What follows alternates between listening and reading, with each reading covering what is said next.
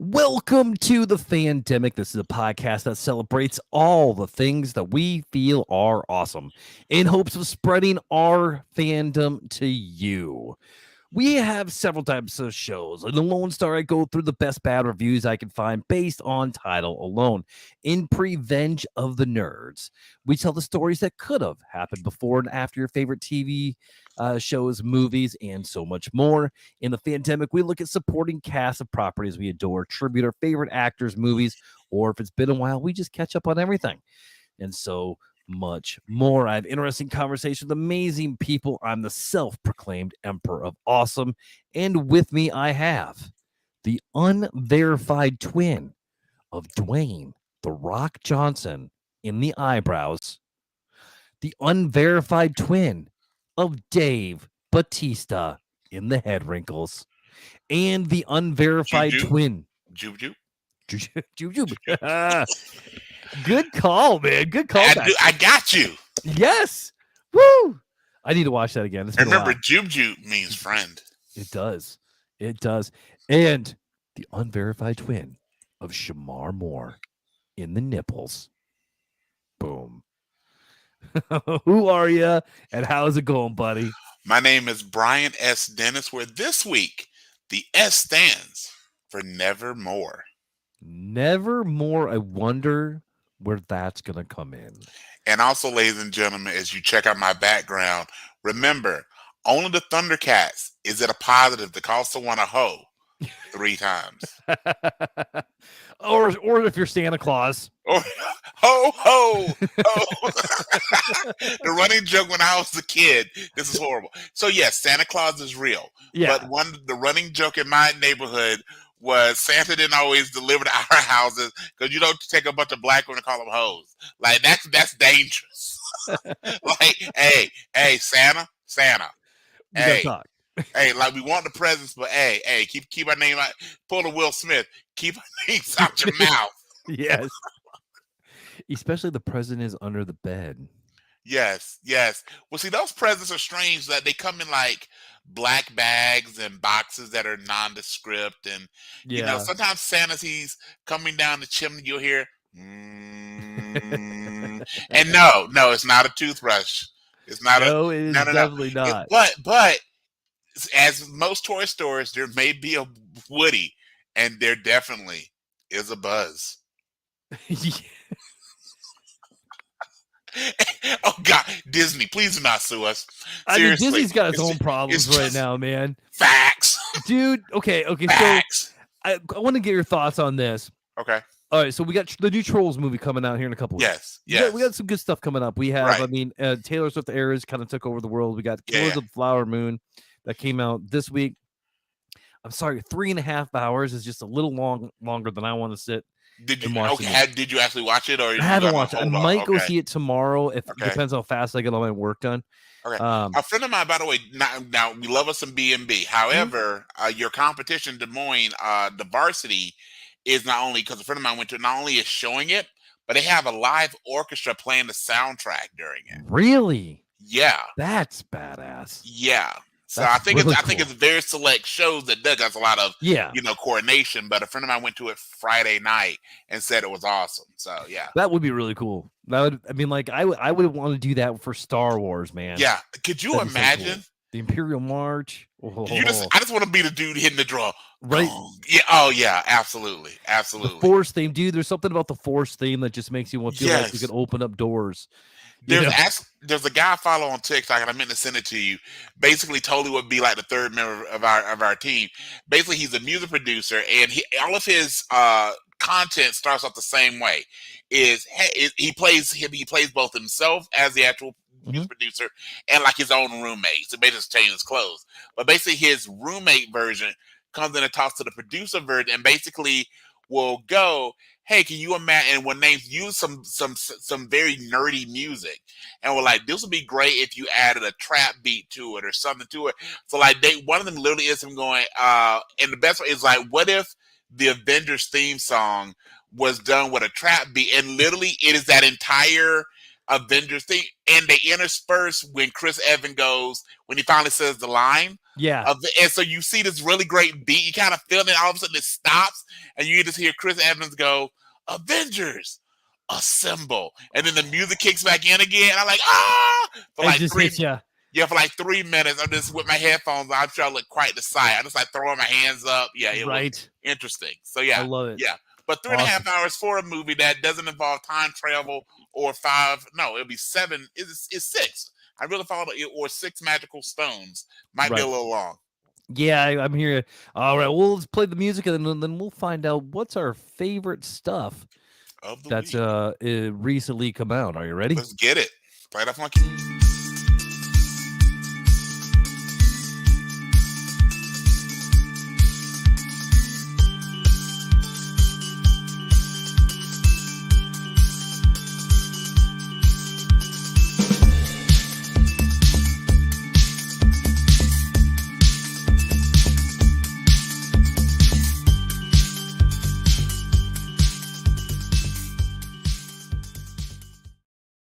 All right. Now that we hit the tunes, let's find out some of our favorites from the last couple weeks. Sorry there wasn't an episode last week. That is definitely on me. I just needed a mental break. It's Uh all good. The world is just a not fun falling in. place right now. Exactly, exactly. I just didn't think I could do my best to bring in some sunshine. So, Brian, Yes, sir. what do you got, man? What do you All got right. for me this week? Okay. Well, I got a few things. So I'm Yeah. gonna talk real quick about most of them. And the next one, just kind of do a real deep dive on it. So number one, from a movie of the week, there's actually a new movie on Amazon called The Burial that stars Tommy Lee Jones and Jamie Yeah. Foxx. It's actually a true story. Yeah. Basically one of the first cases in this country where we actually had a major corporation that was brought down for a lot of, let's say, not nice Mm, ways of playing with small businesses. And it was mm, very interesting that you had basically an African American lawyer representing a white owned business in the deep south in the mid 80s, and all the things that came out of that. Jamie Foxx and Tommy Lee Jones. And I mean this as a comment for the character Tommy Lee Jones was playing. Tommy Lee Jones looks really, really, really old. Like really old. I mean, how old is Tommy I'm Lee gonna Jones double. I now? think Tommy Lee Jones legitimately, I think is pushing his 80s. I mean, he's been around Yeah. for a hot minute. He's 77. Yep. So, but Okay. this one actually to this role particularly, it actually worked because of just he needs to appear like a Mhm. man that's just been beaten down by life and is thinking about his family legacy as he's getting older.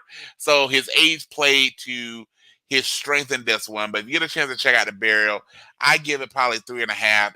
But it's also it's a true story, really good acting, and I just really dig it. So there's that. And we have our typical things that we've been streaming that we didn't do last week. A show that I think both of us watch every week, or at least try and keep on the regularly, that we really haven't talked about is Gen V. It's really good, really, really Mm. good. Especially they have the powers that they have this generation that are very thinly veiled, and I'm glad they're thinly veiled for things that we see young people going through. So we have a young woman who has very much similar, who has side shifting abilities, and her side shifting ability, getting small or getting large, very similar to Ant-Man, is based strictly upon basically her eating disorder. Yeah. She has to binge eat. So it's almost like it's kind of like a play on Alice in Wonderland. Mhm. That the more she eats, the physically larger she gets. When she makes herself vomit, she gets smaller. So they play on those type of things. They have a great character who's probably my favorite. Who the character by themselves is transgender, not meaning that they literally vacillate between a hero who is male and a hero who is female, and Mhm. dealing with that life. And of course, the purported real star basically is a, for lack of a better term, a blood bender. Yeah. And and I don't know how far you're in the series, Brad, but one of my favorite scenes, because this is Gen V, is based off of The Boys, so it definitely doesn't pull things back when we talk about No. explicit content. And here's the deal: no means no. And when I know what she you're talking said, about. and when she says no, I mean it top hero gasm. Did you catch that though?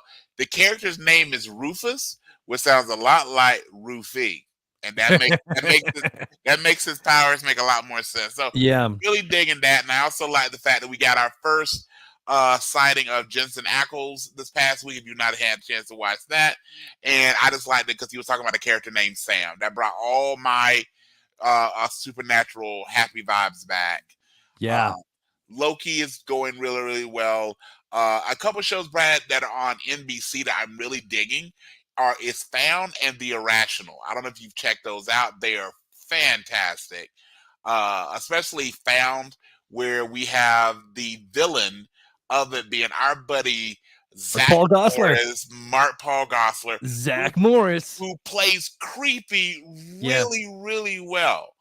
Really well. And The Irrational, which has Jesse C. Martin from Law and Order fame. Both of them are The really Flash, good. yeah. Yep. So all those are great, and all those are worth a watch and a catch up on. But honestly, I got to pause a minute, and I got to really tell you about the best thing I watched recently, the best thing I may have watched all year that trumps everything that I just listed this week, and probably, and when I do our year end, I know we don't need to talk about. I'm gonna tell you, it'll be hard to find who's gonna top this for me. Where I get the S stands for Nevermore, the fall of the House of Usher. That wow. I talked about it at work. I talked about it with my students. I know you at Post. Has anybody watching this? And I was silent, like I'm watching it and I'm processing it. That and this is the thing. And I Oh, want to get dude. your thoughts on this. Yeah. We typically, a lot of the shows we review on this pod Mhm. are series that are streaming series. So what? And typically, I mean, we have with almost every one. Even those that we really dig, like She-Hulk and Ashoka Mhm. and Obi-Wan, we typically will go. There's one episode that we go, you know what? The series was here, but this one episode maybe took a step back just because it Yeah. happens, right? Yeah. So this was 8 episodes that I felt it got better every single week. And before I say this, have you finished it? Have you finished all 8? I have not. I'm on episode 5. I will tell you this, that I'm going to hush.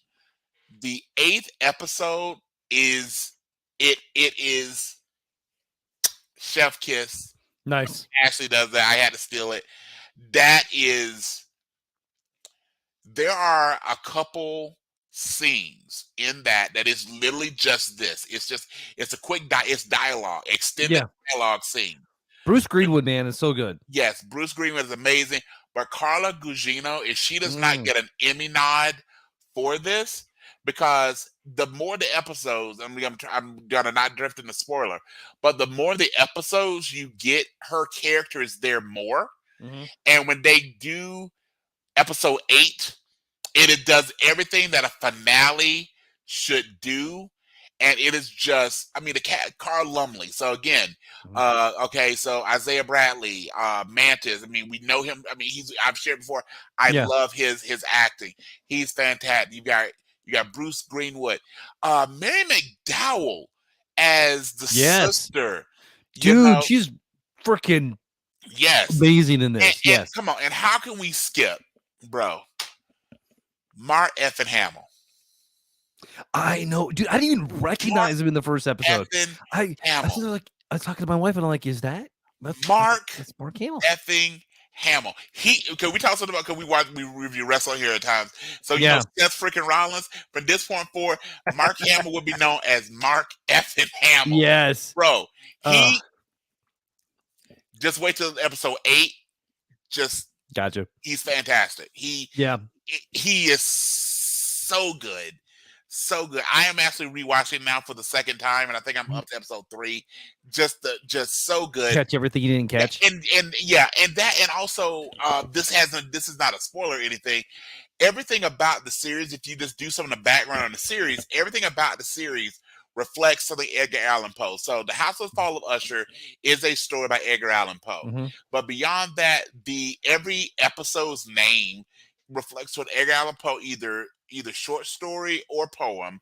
And every character, every significant character anyway, is named after a character from a Poe work or Edgar Allan Poe's real life. And I just find that just so awesome, that the type of detail they put into all of this as just being fantastic. And then once you finish it, whether we talk about it on a podcast or we just talk about it privately, there's a quick reference in the final episode that is so timely, that I just am curious, because the show takes place in 2023. So the 8th episode talks a lot about, they're catching up, because most of the show's a flashback, right? There is a quick one that I go, did they just say what I think they said? That is extremely interesting. So we'll unpack that. But again, I cannot say this enough, ladies and gentlemen. Follow the House of Usher, I think, is the best thing, at least on the streaming service, that they've had. And Netflix sometimes loses folks with competition with Prime and Paramount Plus and Peacock and Disney Plus. Dude, they won this one. I think they had the best show of the year. Yeah, dude. All right, we gotta. Hey, want to say hi, Leia? Hello, Z's. Hello, Z's. All right. Yes, she's been snacking on the Munch shows. Right now, we're talking about our favorite TV shows. Right now, and dude, well, actually, this is the perfect time in Leia. What show did you just watch this last weekend with Leia or Anna for the first time? The Haunting of the Hill House. Yes. Oh, yeah, okay. we watched it. They loved it. Give us some of your thoughts. It's good. That I since we rewatched it, that was one of my shows of the week. So go ahead, give me your thoughts on Hill House. I was thinking during the last episode that it's one of the few shows that you have to watch the entire show without skipping any episodes. Yeah. Facts. Or else you won't get what's happening. Yeah. Facts. Good job. Facts. Good job. Good job. All right, kiddo. Tell Brian bye-bye. Daddy, I need you to watch something. Honey, I'm doing the podcast right now, so I can watch something later. Okay. Has she ever seen Erie, Indiana? You don't know, but she needs to. I want you to look up that's Erie, Indiana. Streaming something. I feel like I've seen it. So, Erie, Indiana. Yeah, you might like that show. I would. I think I want to rewatch that show. Yeah. Has she seen the Goosebumps? No. We. I think we're gonna probably watch that one next. But okay. Yeah, dude. I actually agree with almost everything that you said. Yeah. So like we've been watching Hill House, House of Usher, Gen V. Dude, I've been watching a little bit of Supernatural every day or two. Okay. And Loki, I didn't watch the newest episode, but Loki's fantastic. Yeah. And I watched the first episode of Found, and I couldn't get into it. I don't. Really? I don't know what I'm missing. Maybe I should watch episode 2. But The Irrational is freaking amazing. Yes. So agree tenfold with everything that you said. You outstanding. Want me to watch an 18th century movie? What? It's Erie, Indiana is a TV show. And by the way, I just found it. It actually is streaming free on YouTube. You can have to watch full episodes on YouTube for free. Check it out on YouTube. Type in Erie, Indiana show. All right, we're gonna get going on the podcast. Okay. All right, man. So TV shows, not much in the movies thing right now. Bye. So, Brian, do you got any movies you want to shout out or any shout outs? Well, I just want to, again, shout out my boy Kelly. I went and got lined up yesterday. He did a fantastic job. And I have a friend that is in the process of applying for a really cool job. So best of luck to them. We did some interview prep earlier today. Heck so, yeah. all the things. And, hey, and our boy Sean, we talked a little bit earlier this week. I know you talked to him as well. Get talking to you, my friend. Get catching up and keep doing Sean big things. Savage. Here's a good shout out for you, brother. And did you know Sean and I, different years, but Sean and I have the same birthday? Really? Yes.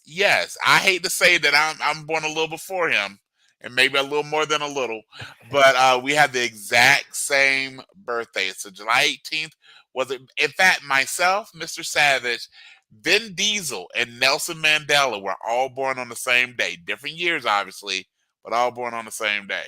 I share the exact birthday with Pink.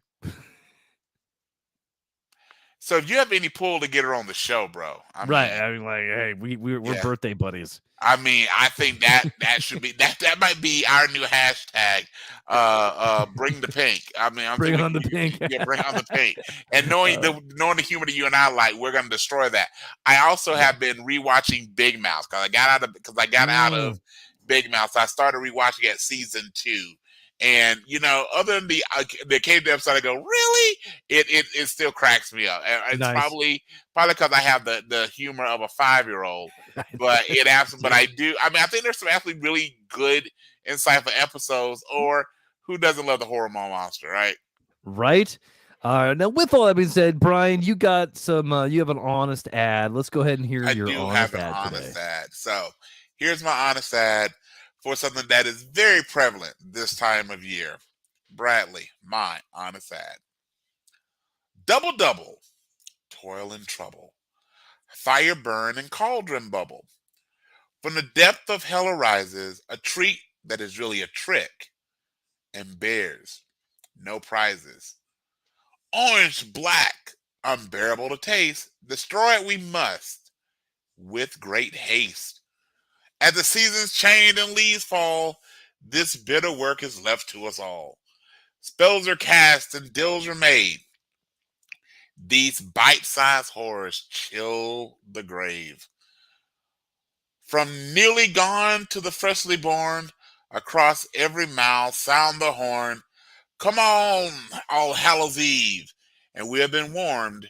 It is the season of mother effing candy corn. So for those of you who don't follow my Facebook, and why aren't you? I hate with a passion. Hate me some candy corn. Almost more than Elf. Yeah. The worst thing ever would be Elf eating candy corn. That might spaghetti. Yes. Oh my God. So my mission for every day of October literally is to post some type of shade regarding candy corn. And I'm You're doing good. You're doing a good job. I'm 22 for 22 at this point. I'm gonna make the end of the month. Yeah, go ahead. I was gonna say I think we're gonna have to. I'm gonna have you reread that. Let me know when you're ready. Okay. The honest ad. Your honest ad. Okay. I'm gonna put some music behind it. Are you ready for this? I'm ready, my friend. Double, toil and trouble, fire burn and cauldron bubble. From the depth of hell arises a treat that is a trick and bears no prizes.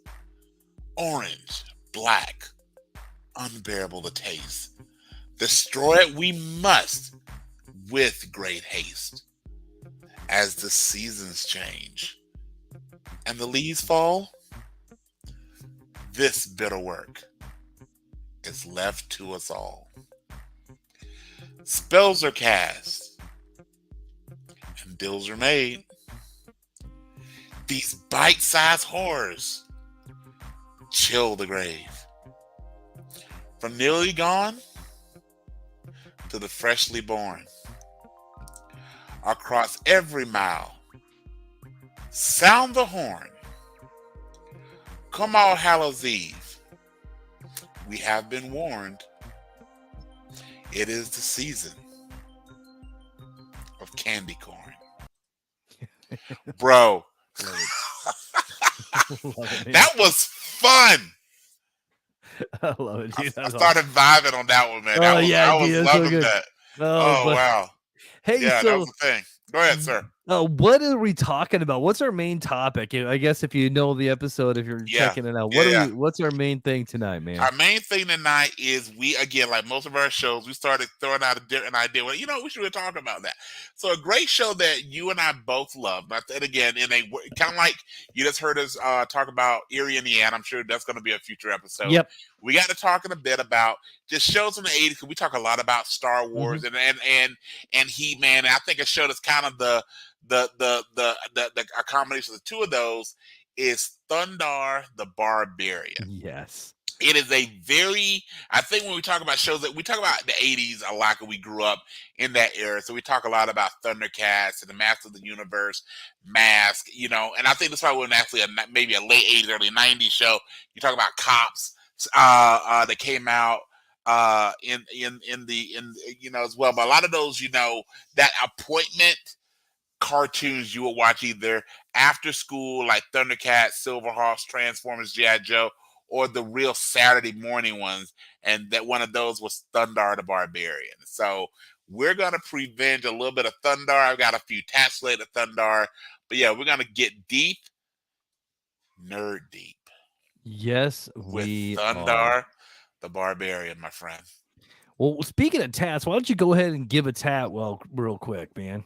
All right, my friend. So we're gonna play a little bit of the task regarding Thundarr the Barbarian. This assumes you know a little bit about it. If not, don't worry about when we prevent it. You're gonna learn all you want to know about Thundarr. So here we go. So first off, playing with the characters in Thundarr. So Thundarr's got three main characters. You got obviously Thundarr the Barbarian. You've got his lovable friend Ukla, and then you have Princess Ariel. So with that, who would you pick, Bradley? And you must tell me why. Who do you think would be the better singer?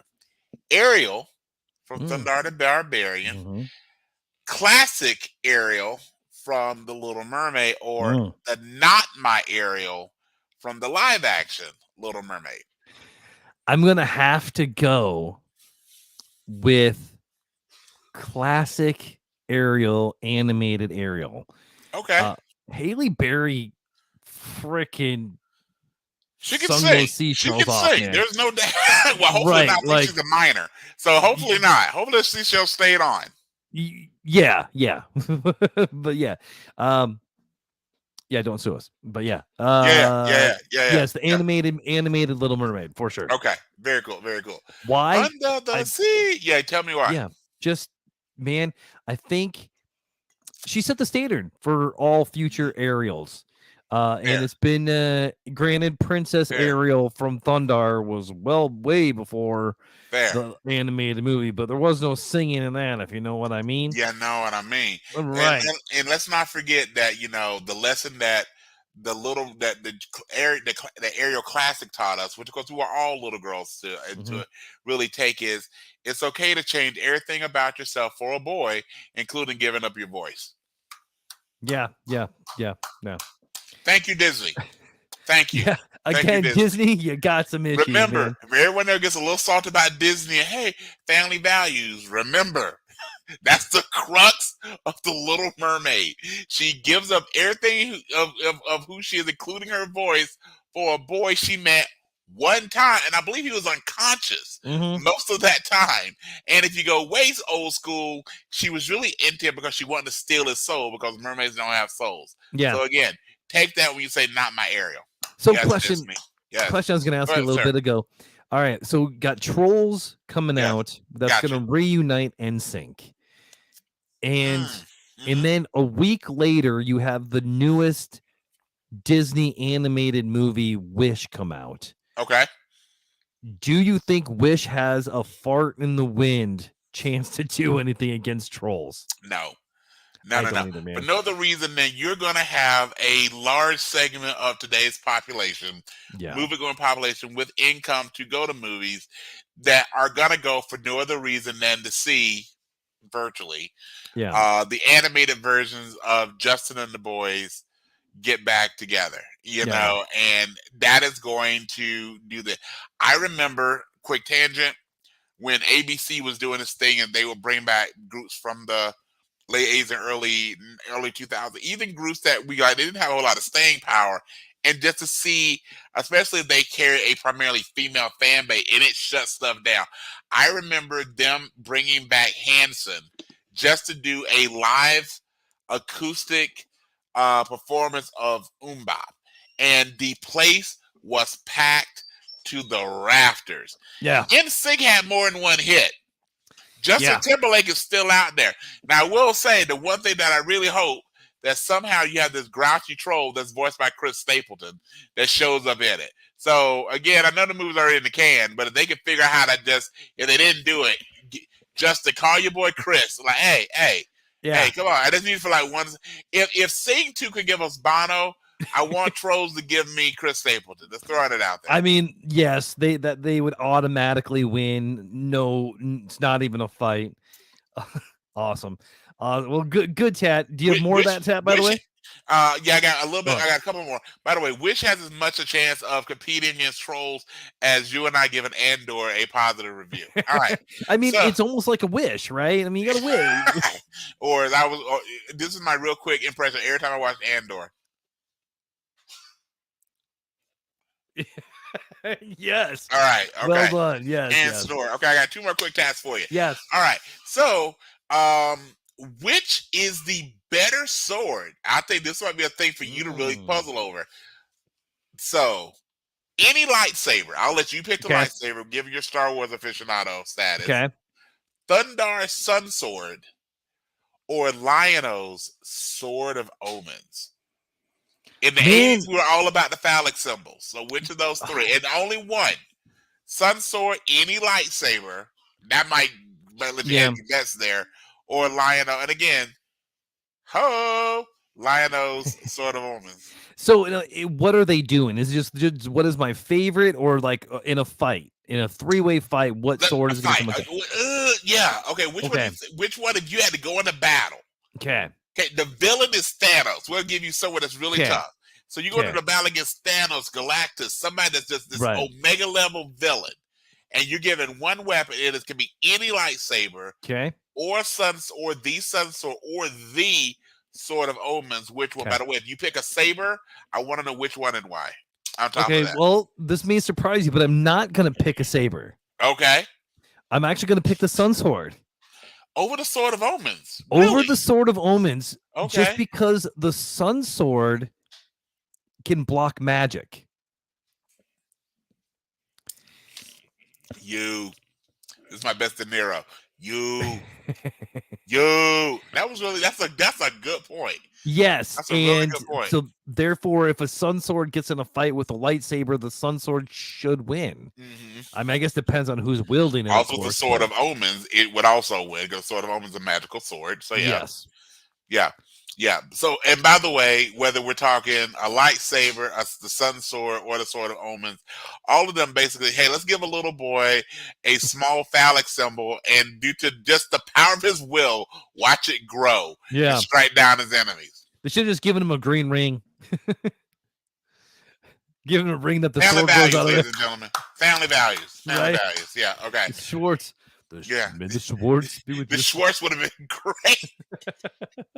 Oh God, I just watched the cartoon. You know what I did the other day? I watched back-to-back Spaceballs and The Princess Bride, and it was like the best 3.5 hours. I was like, this is just.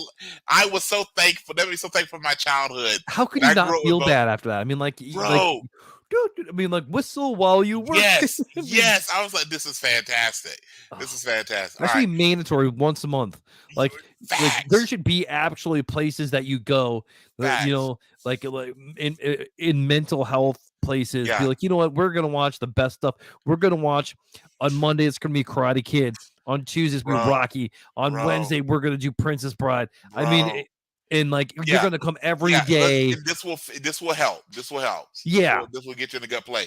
Man. So quick tip. If I give you the third one is my friend Laura named her oldest son Wesley after Princess Bride. Nice. And for Halloween, he and his date are going as Princess Buttercup, her, and the Dread Pirate Robert. Yes. I was like, dude. Still, that was one of our first episodes. Was we pre-venged the Princess Bride? Yes, absolutely. And it was fantastic. Absolutely. Yes. So here's my last one. I know we got miles to go before we sleep. I want you to tell me which one of these, if you were to wear it, and if you have the ability to cosplay this, please give us photos. Which of these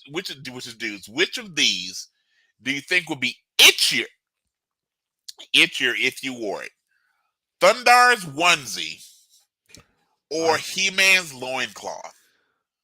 Oh gosh, I mean, there's not a right there's answer nothing here. Underneath, man. We're talking. You're doing full Monty except for Thundarr's onesie or He-Man's loincloth. No, am I myself wearing this? Yes. Or, 100%, bro. Well, then this is how you're celebrating your next anniversary. So, boom, you're kicking out the door. My anniversary is actually in like 2 weeks. I'm telling you, we can make it good happen. ideas here, buddy. We can make it happen. So, hang on. For anyone in our audience, please, on our Facebook page, TikTok.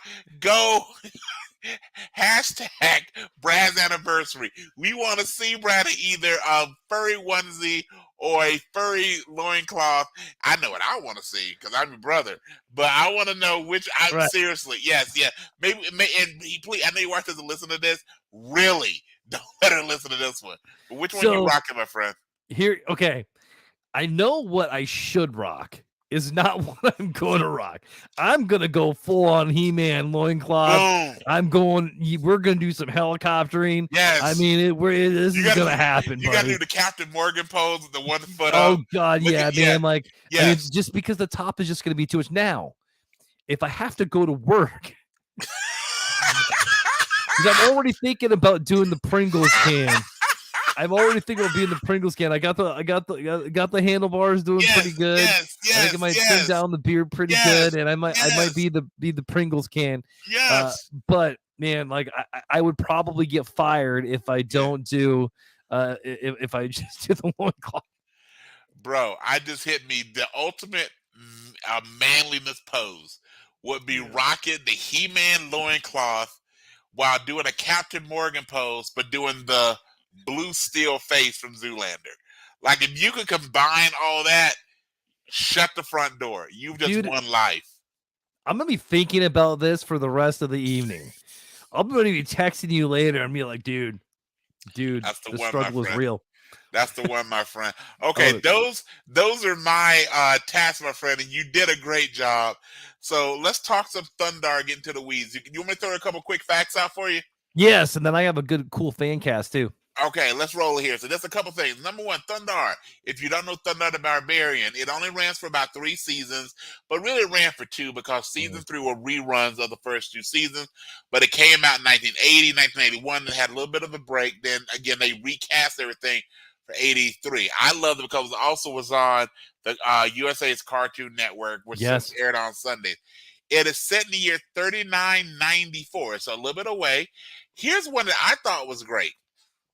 Jack Kirby, who we know from Marvel, actor, was really involved in not only the production of the original cartoon series, but actually had signed on to do minimally a comic strip, but probably a full-on comic book about Thundarr that he was going to he was going to illustrate. And unfortunately, the deal fell through because the show, while it was popular, was not as popular as they thought it would have been because of what I'm going to mention here in a little bit. What started to eat into the popularity of it was a show that came out in 1983, also starring a blonde-haired man wearing a long cloth, but we had a bigger, robust fandom and storyline, and honestly was more hopeful, not apocalyptic, like Thundarr was. He-Man and the Masters of the Universe debut, which really just took Thundarr out of the running, even though it was first. A lot of people still think that Thundarr was a ripoff of He-Man. Actually, Thundarr came first. And then lastly, Thundarr was incredibly influenced by not only Conan the Barbarian, but a lot of things that we saw in the 70s with Star Wars. So the Sun Sword is a direct ripoff or heavily influenced by a lightsaber. Depends on where the copyright is. Princess Ariel, the Force, with her magic. And probably the most thinly veiled of all of them, Ookla is a poor man's Wookiee. I mean, I always thought, when I saw Ookla, I go, let the Wookiee win. I was like, is this Chewbacca's cousin? Like, I really thought, is this Chewbacca's cousin from the hood? Like, he was at a rough life, man. They shaved him down. It was like, I really thought that before, is this what a Wookiee looks like if you shaved them, like, from the shoulders down? Like, oh, that's what a shaved Wookiee looked like. There was also the phase of part of my life I thought Ewoks were baby Wookiees. So, and someone still has got to prove to me that they're not. I want someone to prove to me that an Ewok and that Wookiees and Ewoks are not somehow related. I want to hear this proved too. I'm with you, man. I'll co-sign for you, buddy. I'll co-sign. But I do think Wookiees are a little better shot than Ewoks. They can't get a damn thing. So Bradley, real quick, last tangent. Who's a worse shot, the Ewoks or the Stormtroopers? Who are worse shots? I'm gonna have to go Stormtroopers because Okay. those Ewoks, man, with those rocks, they were doing some damage. Mm. Blasters, they were horrible. Rocks, they were good. Right. Have I sent you the meme where they show the stormtroopers shooting at the red shirts of Star Trek, and the stormtroopers were missing, but the red shirts were still dying? No, but I can imagine. I will send it to you tonight. Like literally, it's like the pew pew pew, and the lasers are getting nowhere near the red shirts, but the red shirts are still like, oh. Oh man, did you watch Strange New Worlds the new season 2? I got about 2 episodes into it, then other things took my attention. But yeah, I got a couple episodes. Okay, yeah, I'm only watched the first episode. Okay. I need to get back into it. But anyway, and I'm sorry. Speaking of this, with sort of how follow House of Usher, Bruce Greenwood is my Captain Pike. Dude, for real, man. And Bruce Greenwood, another person that he is very, very good at as well is Batman. He is the voice of Batman, probably outside of Kevin Conroy, probably the best one. From a voice acting standpoint, yeah, from voice acting after Kevin Conroy. Yeah, but then also again to bring it back circle to Mark Hamill, I mean his voice acting chops, because again, like you said, he just doesn't look like we expect Mark Hamill to look. But also just the voice he uses in Fall of House of Usher is just very and I love the fact, and even though it has nothing to do with Ant-Man, I love the fact that his character's name is Pym. That just makes me happy. That just makes me happy. All right, Arthur Pym. So we're talking about DC and Marvel. Yeah, exactly. Like, is he Hank Pym's angry brother? Like, what? They should do that. Like, seriously, they should have Mark Hamill and Kirk Douglas just hanging out, just like, dude, who can play a conversion better? All right, man. We need a show, or maybe we'll just make it a little shtick on this one about the thoughts of superheroes' families, brothers, in-laws. Man, that'd be awesome. My thought has always been, we always talk about, and then we'll jump forward. We always talk about how did Lois Lane not know about Clark Kent and Superman? How the hell did Aunt May not know about Peter? Yeah. Peter Parker. Like, dude, you do his laundry. Yeah. Yeah. Like, how do you not know? How do you not know? Like, you didn't, forget all the bruising that he probably has going on, but you never found webbing in the laundry, or well, let's be real, or hanging outside the house. But to be fair, he is like in most canon, he is like 16 when he gets his abilities. So you may not have wanted to know why there are things hanging from the ceiling. I understand. Maybe just go. You see Aunt May like opening the door. Her Uncle Ben just died. She's got this kid she's inherited. Shows the door and sees the webbing, or at least some white substance. Hanging from the ceiling, and she was like, just closes the door and is like, boys will be boys. Like, I don't even want Peter comes home, just clean your room. Don't explain. Yep. I'm not gonna check. Just clean your room. I trust you. Just clean your room. Yeah, exactly. With great power comes great responsibility. And by the way, if I had his ability, I live next door to Mary Jane, I would have told her from jump, I'm Spider-Man. Yes. Yes, I am. Yes, I am. Yes, I am. That's the thing that always annoyed me as a kid growing up. I'm like, so he lives next door to the hottest chick in the world, and his response is he can't say something? Bro, don't even say anything. Show up in the costume, hang it upside down, and take the dang mask off. Oh, no, my mask fell off. And you're good, son. Yeah. You're good. All right. You are in. We are in. And speaking of in, why don't you lead us off with a little bit of the rest of our subject matter this evening? All right, man. So I do have a slight pitch for the show, but I do want to go over my my fan casting with you. So, and I don't know, I don't know if you did a fan casting as well. I did a little bit. So you first, sir. Okay, so I got 2 for Thundarr, the main character, because I think there's 2 different routes that you can go. If you wanted to take it a little more campy, then I would go with Chris Pratt. Ooh. A little more jokey. Yeah. But there's also you could also do it serious and have Henry Cavill. Okay. Those are my choices for Thundarr. I kind of like Cavill given The Witcher, and this really got screwed over so much. Yeah. All right. Next, I'm actually pretty proud of a couple of these. Okay, let me hear it, sir. Ukla the Mock. Okay. All right. You can't see him because he's going to be John Cena. Oh, it's gonna be funny in a minute. It's gonna be funny in a minute. Okay, all right. Okay. Now, I have a couple of ideas for Princess Ariel for the same reasons of Thundarr, depending on how you wanted to how you wanted to redo everything. Okay. And, it's just so hard not to dip into the wrestling pool. Okay. Facts. So, actually, I have three: Sasha Banks, Gal Gadot, Ooh, Gal Gadot. or Yeah. Rhea Ripley. Oh, Rhea maybe not because there's supposed to be a little bit of vulnerability No, with that's Ariel, true. That's and true. and Rhea's like, "F your feelings, I got That's this." true. Yeah, which but I love about her. Yeah. Sasha Banks would be great at it. And I Yes. think actually, like she'd probably be my favorite one. She'd Gotcha. probably be one. All right. Now, after Princess Ariel, we're going to talk a little bit about Mindock, which is pretty much the main villain. Yep. He is the brain, the 2,000-year-old brain. So he has been around for all of the Earth changes and everything like that.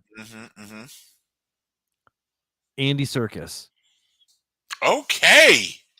Andy Serkis. Gonna be so funny here in a minute. I'm loving this. We are seriously best friends, but All get right. it. Now, Zavon, the werewolf, right? Yes. Idris Elba. Ooh, love. Right. And one more. Gemini, the Two-Face. Yeah. Mark Hamill. That's my fan casting for Thundarr the Barbarian. And here's my show. All right. So something happened and the planet that didn't go through the moon and break the moon in half in 1994. Sure. It did it in 2024. Okay. So it was delayed for 20 years. Okay. Or it just took 20 years for everything to do. You could do it. You could even do it. It started at 1994 and by whatever. And then we're gonna start the show because it's gonna be a TV show. And we're gonna start it. Gotta be. Yeah, we're gonna start it, and it's gonna take place in 3 different times. It's gonna take place in 2024. Okay. Which is like 20 years after the moon split. It's going to take place in the 1600s, and Merlin with the court of King Arthur in the court. Yeah. And it's going to take place in the 2,000 years in the future, where the Sun Sword is actually Excalibur. I like it. Okay. And with magic and everything like that. So when the planet comes in 1994, it's going to break the magic shield that all this is going to be going through for season 1. Merlin puts on a magic shield around the Earth because this aliens were trying to take over. In the 1600s, it breaks in 1994 with the planet breaking the moon because that's what's holding the magic together. And this is where the sorcery, this is where the pseudoscience and all this is coming from. Okay. And then we're going to be developing into the Thundarr show. Gotcha. Love it. So here's the deal. I'm about to give you my pitch. We had some definite overlap. So let me start off with, I'm going to give you my fan casting. I only casted the primary trio. Okay. So Thundarr, Ariel, and Ukla. So I'm going to give you for mine. So again, we matched on 2 of the 3 castings, just not in the same roles. Oh. So, first casting, Ukla. Okay, so after we matched on a few of them, so I was thinking from a physical standpoint, I would love it to be someone like Jaimin Hunsu, a big physically imposing person, to be the body. You can just find anyone to be the body. I also want someone that can potentially, carry. So either him as Ukla, period, or if we wanted to do straight up CGI Ukla, it should be Andy Serkis.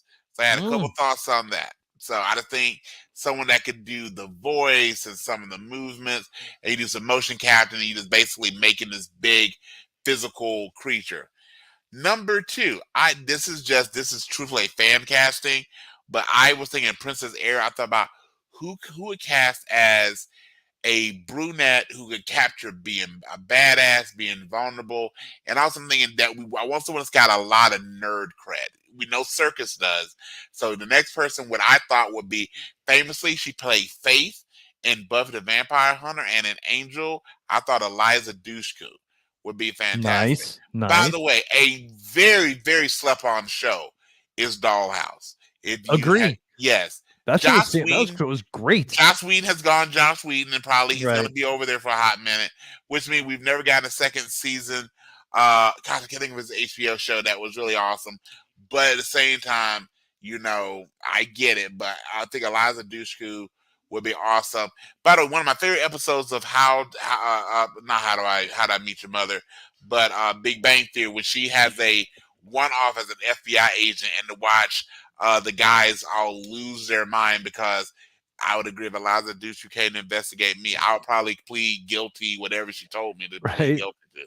I did that. Okay. I killed Hoffa. I didn't though. If anyone's listening, I had nothing to do with Hoffa. All right. Then obviously the primary is Thundarr the Barbarian. Again, because we're friends, my friend. I had my casting of Thundarr actually being John Cena. Oh man. And So honestly, I actually like John Cena now that you think about it. I think John Cena would make a better Thundar than Henry Cavill or Chris Pratt. I think I think maybe he's better than Pratt. I can see Cavill taking it.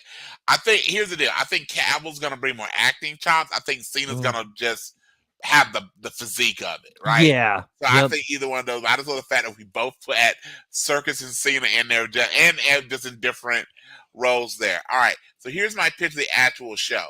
So I'm gonna actually do it as a crossover event. Okay. So here's Oh. my crossover event. So it's going to start off with actually on the planet Eternia, because so much is drawn between He-Man and Thundarr. So our buddy Skeletor, okay, he's gonna open, this will all be live action.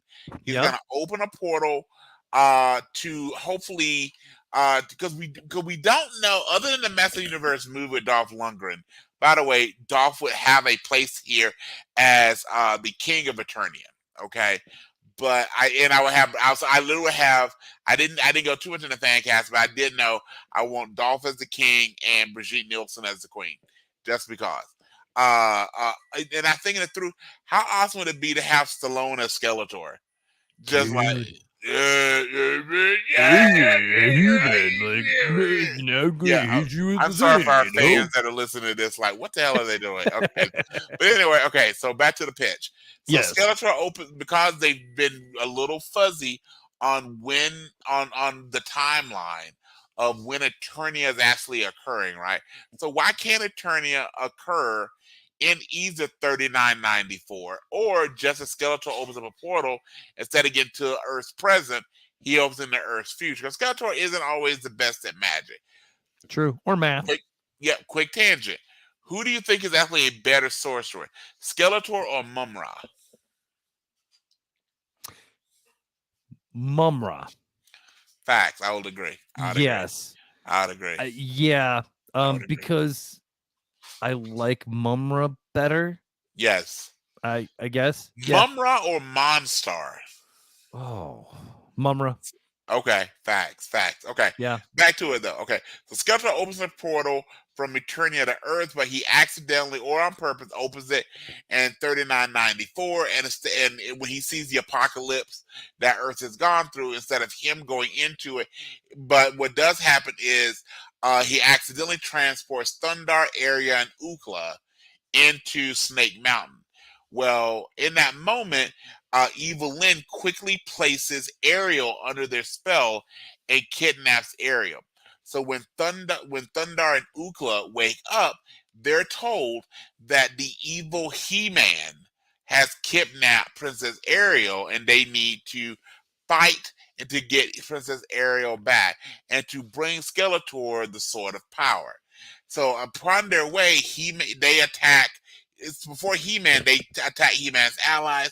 So I just picked these three. I thought they were three of the most useless people in the history of allies. So they get rid of Stratos, Ram Man, and Mechanic. Okay, so there's a little bit of Brian's history. I wanted the He-Man with the had like the power punch, and you had like a BB cap in the back of it. And my mom got me for my birthday, got me Mechanic. Now I got He-Man for Christmas, but for my birthday I got Mechanic. You know, when all the kids are playing Master of the Universe, you know who no one wants to be joining the party? Flipping Mechanic. Yeah. And as I got older, I realized Mechanic would be a great name for something that maybe was in the drawer Oh God. or the box under the bed that you pull out. Or here's what you want to say. Here's one better for you.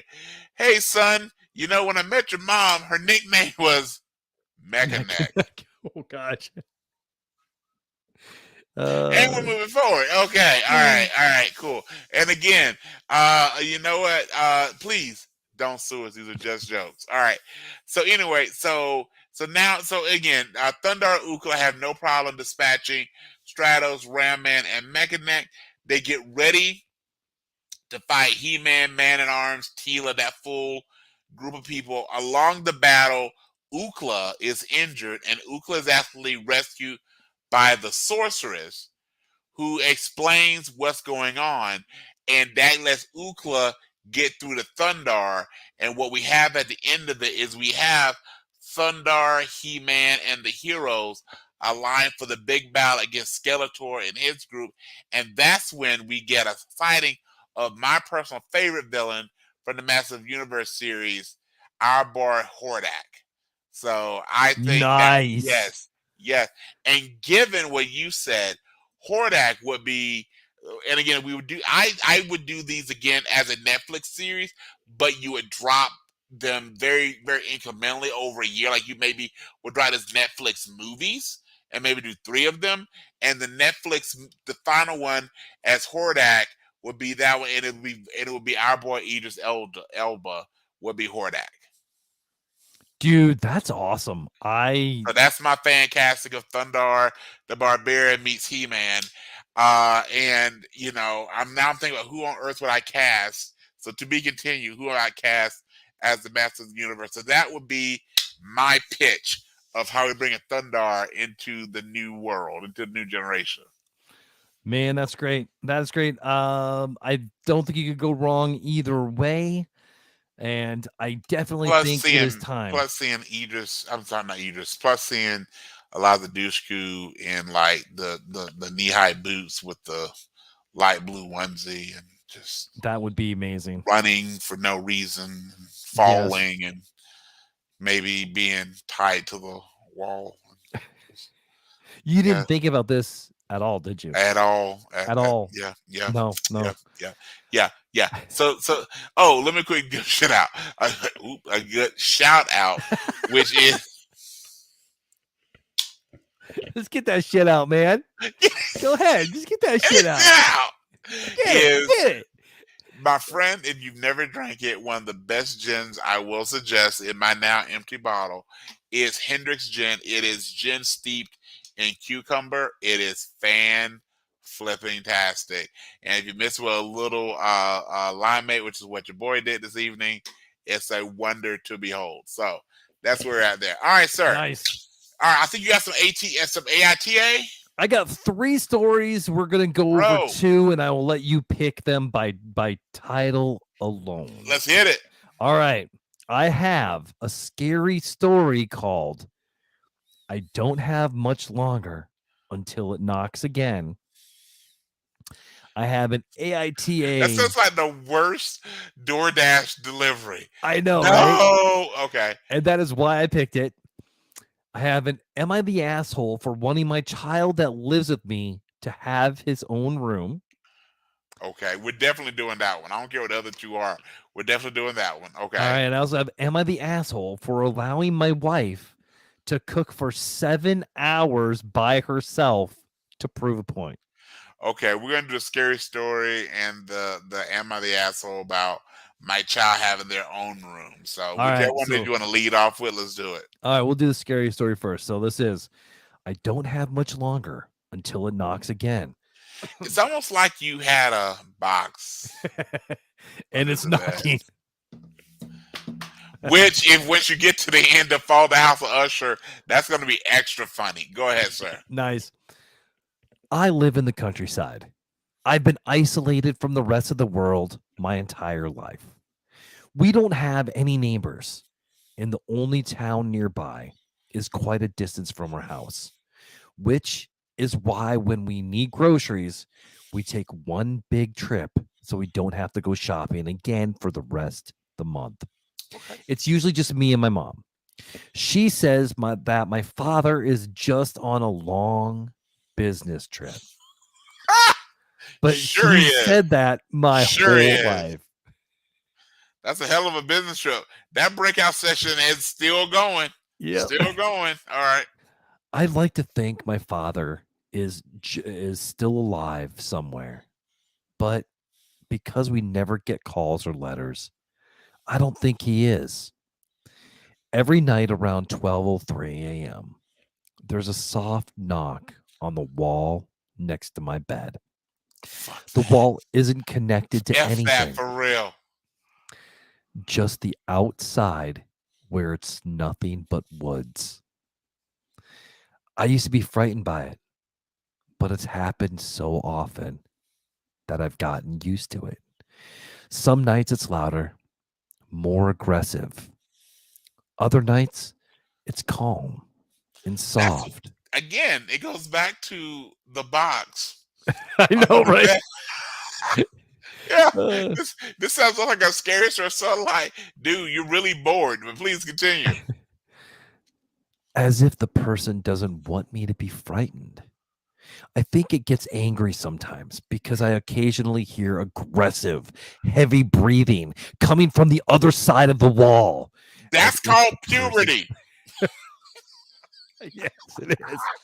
Billy, stop it. As if the person gets frustrated that I don't respond. My mom has always told me to ignore it. This is their neighbor who just keeps like standing outside with a big ass boom box, and you ignore them. I think this might be her mom finding the box underneath the bed. Yeah. That's the mom getting mad. She's out of D batteries. But okay, right. continue. Yep. I'd expect her to be more serious about the situation. But at this point, I don't mind anymore because I've always followed her rules. Okay. Sometimes I get the sudden urge to just take a Really? peek, however. I bet you do. I've always been extremely curious of what could be on the other side. Look at it. A few nights ago, something strange happened. It Yes, how has it starts. never happened before. Mhm. But the That's thing what- talked. That's what she said. It's Daddy! Oh God, that's definitely what she said. A raspy voice creaked. For some reason, it was sort of creepy, as if we're supposed to talk back. Oh no, Dad? don't talk about the daddy. There will be consequences. I hesitated suddenly. The knocking stopped. I closed my eyes. My heart was pounding. I felt guilty for disobeying my mother's rules. But what's so the good. worst? Is what's this the a worst? scary story or a penthouse story? I don't know, Where are man. we going with this? But what's the worst that could happen? Pregnancy. Ooh. I was dozing off, but the knocking started back up again. This wasn't normal, as the knocking would never is. usually end completely at 12:09. So are they saying the knocking was 6 minutes of knocking. premature?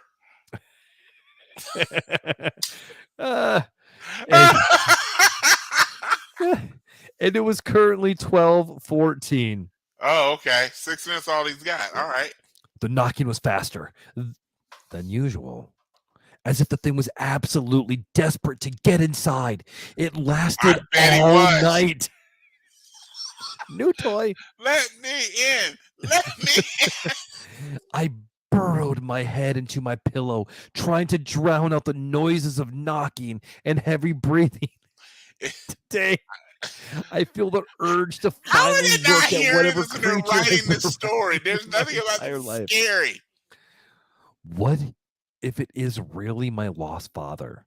What if this is him trying to reach out to me even when I thought he wouldn't? Just It's remember, now no means no. You 12:02. have a choice. Yeah. I'm ready to see if the thing that claims to be my father is my father. So beyond me mocking Were you that, all scared? hell no, because again, it might be the gin talking, but okay. So here's the deal. Okay, reality is this: if you hear the not knocking at your door, yeah, that can be scary. It can be a little unsettling. My guess is, in reality, it's probably a twig or a tree branch or Yeah. something else. However, if it is your father trying to come in, that's where you need to call Jerry Springer. I'm sorry, Jerry, I think died, so RIP. So you need to call Maury Povich, hmm and you could go on the show and go, my dad is knocking at my door. So here's the deal. My dad is a Apparently, ghost. yeah, knocking at my my dad door. is a ghost who's trying to bang me. Okay, so here's the deal. Apparently, whoever wrote this story, the scary story, is not a parent. Because I guarantee you, even whether you're alive or in the afterlife, here's what no parent is trying to do: take the better part of their afterlife or regular life and just nonsensically knock on their child's door. You know what? Yeah. I got other things to do. I got shows to watch. I'm gonna go catch up on the Fall of the House of Usher. That's what I'm gonna do. Okay, so I'm gonna tell you this right now, tag team partner. Something was to happen to me. You just make sure that before they close the casket, you put the password to your Netflix account on there, because I'm damn sure gonna cheer and keep going on. I promise you, you would just have an empty chair, and Brian's gonna join you from the great beyond. I Yes. would give it 4 million ghosties. Oh, okay. So no, not scared, and primarily because again, this person is writing this. This sounds just as much as a penthouse letter as it does an episode out of Goosebump. So is it going to scare the average adult? No. And by the way, just let your father in and just remind him that you know what, no glove, No no love. love. All right. Well done. Okay. Are you ready? Yeah, let's hit it. Am I the asshole for allowing my wife to cook for 7 hours by herself to prove a point? Let's hit it. I apologize for any errors. English is not my first language, and Okay. I am annoyed. All right. My wife is a neurologist. Once a month, we have a tradition where we and 4 other families we are friends with from her work gather in our houses for dinner. This month was our turn to host. Okay. Usually I cook all the meals. Oh gosh. Okay. So again, yep, it's pretty bad. I'll try to Let's do say this. English isn't our first language, so okay, we'll get through it. Usually I cook all the meals home because my wife is an incompetent cook. Well, he got that word out okay. All right, incompetent. All right, not bad. Incompetent. Okay. Although she claims she is an amazing cook. Here's the deal: if you want your wife to keep cooking for you, don't call her an incompetent cook. But please continue, Brad. Yeah. When she cooks, she could crank up the heat to the max and say, does it just cook faster or does it just cooks the meal faster? By the way, if you don't cook, that does not work. Okay. And that it doesn't make a difference. It does. Completely. Yeah. Friday night, I was doing prep work on all the vegetables since I was going to be cooking for around 7 hours yesterday. That's a lot of cooking. Gotcha. I was almost done when my wife came into the kitchen complaining that I was wasting my time and that I should be helping with the children. Okay. I got annoyed. We've had this fight for years. If I cook something simple for the next 4 months, she was nag me for weeks after each dinner with her friends how I embarrassed her.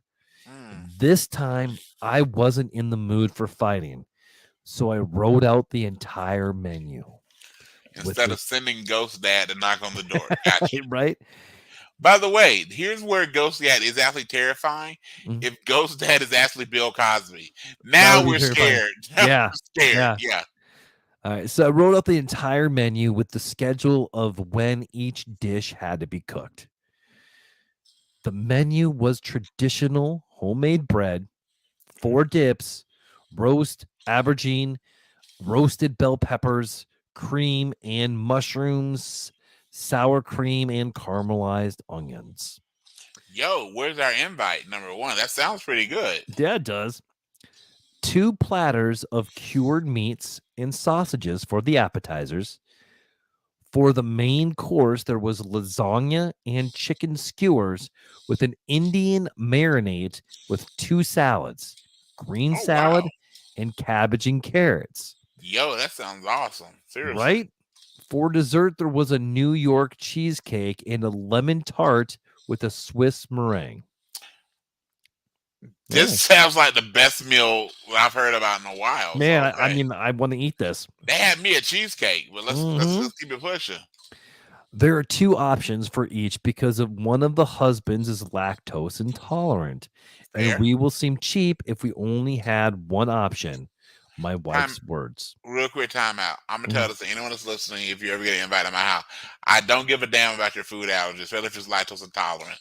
You know it can't handle milk, go someplace else. 'Cause we're doing sour cream. Continue, sir. Yeah. When I was done, I called my parents and had them fake an emergency. Of course. Yesterday, they called and said that a pipe burst and wanted my help since my wife is competent and can do everything by herself. I took the kids with me to fix the pipe and let her cook. Hmm. I spent the day resting while pretending to fix the pipe, and my parents were playing with the kids. An hour and a half before dinner time, I took the kids home so we can shower and prepare. As I imagined, my wife did a horrible job. Mm. Either the food was raw, burnt, or a combination of both. Her friends probably went to So it's like McDonald's warming at up a hot lunch. pocket. It's frozen and burnt at the same time. Right? It's one of the mysteries of the world. Absolutely. Physics doesn't apply to hot pockets. Yep.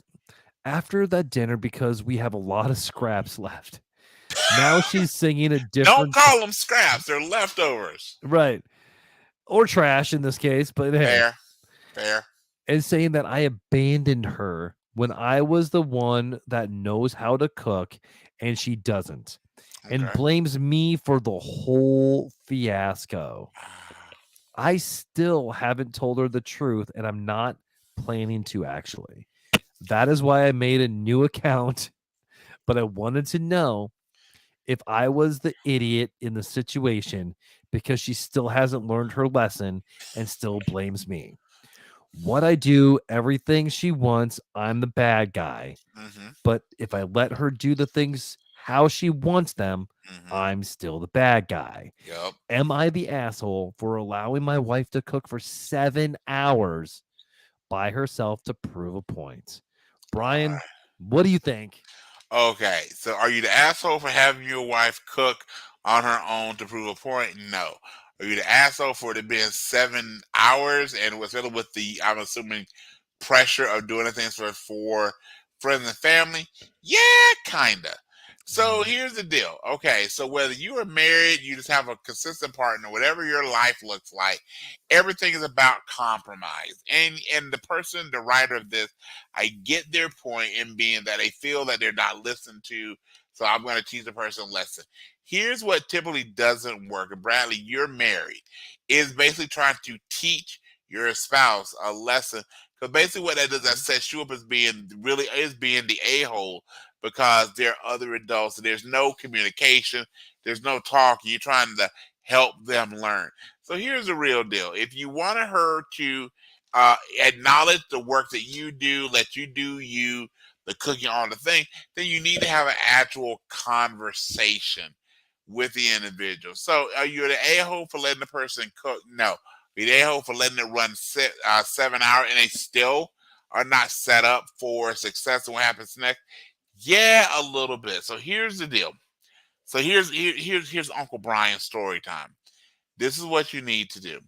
At the end of the next dinner party, once everybody's left, and maybe she's starting to help clean up, you take her by the hand and point out the dishes can wait. We can let those soak. We can put the food away tomorrow, or we can just put the food in the trash. And then you take them to the bedroom. You dim the lights. You go under the bed. We didn't say that this week.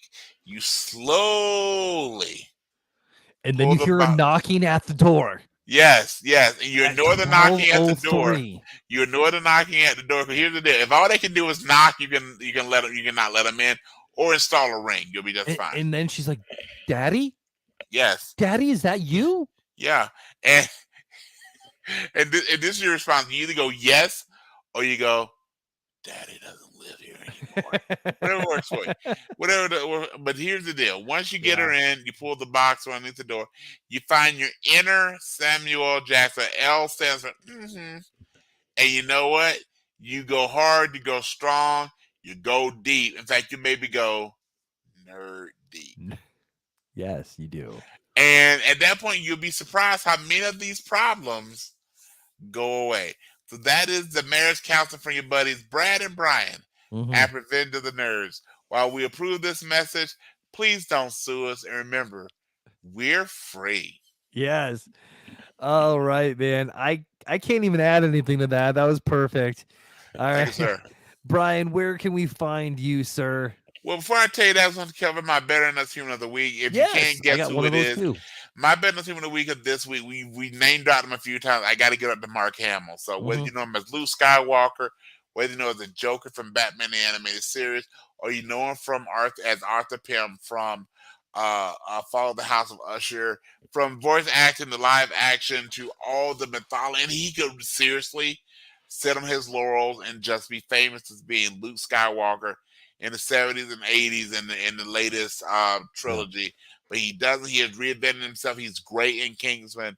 I think we need to give all reverence and respect to our boy, Sir Marketh of Hamilton, of all the work that he does in regards to. So, Mark Hamill, you are our Better Than Us Human of the Week. What about you, my friend? Mine is my daughter Kendall, because she just turned 21. Congrats. On Wednesday. Congratulations. The 18th. Yeah, so and she really went out last night, had her first real drinks as a 21-year-old. And so hopefully responsibly, so everything's good. Yeah, man, dude, she is 10 times as more responsible than I was at her age. So Congrats. I mean, well done, kid. You're amazing. Boom. I'm proud of you. Love you. Boom. I mean, she was, when she texted us, like, hey, that she actually had a drink, I was actually proud. Boom. I'm like, Boom. Good. You're supposed to get a little wild and crazy in your 20s. And and again, by the way, I truly believe this: good kids make good parents, and good parents also make good kids. Yes. So for all of your children's success, my friend, that is proof of the hard work that you, their mothers, your wife has done. So keep it up. And hey, Kendall, from the podcast out to you, happy 21st birthday and many, many more. Yes, keep on slaying it, kid. Boom. All right, man. Yeah, where can we find you?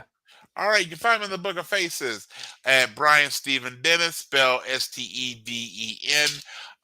Give me a like, give me a follow. I try and keep it light and fun and occasionally weird. And I look forward to just getting through these things with you. And if you're really nice, I might find my inner Thundercast and maybe call you a ho. That was more Hacksaw Jim Duggan than Lion. It was, yeah. All right.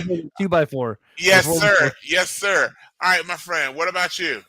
All right. Well, you can tweet at me at or X me or whatever it is now at Fandemic3. Yeah. Message me at Facebook at Fandemic, also on TikTok at Fandemic1. If you want to support the show, there are several ways that you can do so. Buy me a coffee at buymeacoffee.com/thefandemic. You can go to Patreon at patreon.com/PVOTN Fandemic. Become an episode assistant, an episode producer, a prevenge producer like Stacy, or yes, you could be part of the Council of Nerds, starting at $5 a month. You can go to anchor.fm. You can go to PayPal or Venmo at Bradley Butin. Or you know what? Just share the show with someone you want to make a little more awesome and spread the fandemic. Don't forget to leave a 5-star review. All right, Brian. I think we're there. I think we are at max levels of awesome for the week. Let's end like we do on a positive note. What do you got, buddy? As always, ladies and gentlemen, they and them, thank you for joining us. What is the best part of our week? Hopefully, it is one of the better parts of yours. And thank you for helping us bear the needle on your awesomeness. So again, thank you for joining us each and every week. We truthfully, from the bottom of our hearts, appreciate us joining us on the podcast, a little thing we call Revenge of the Nerds. So with finishing up and you're getting ready to start your week, please remember, number one, that Goonies never say die and no retreat. No surrender. We're all playing the same game in life, just on a different level. You're welcome for leveling up your awesome. Live free or die empty. If you think about it, every time you feel stupid, you just got a little smarter. Squirrels' cheeks are their nutsacks. Don't let today end in a why didn't I? The road to success is always under construction. Have a great day. Bye-bye. Bye-bye.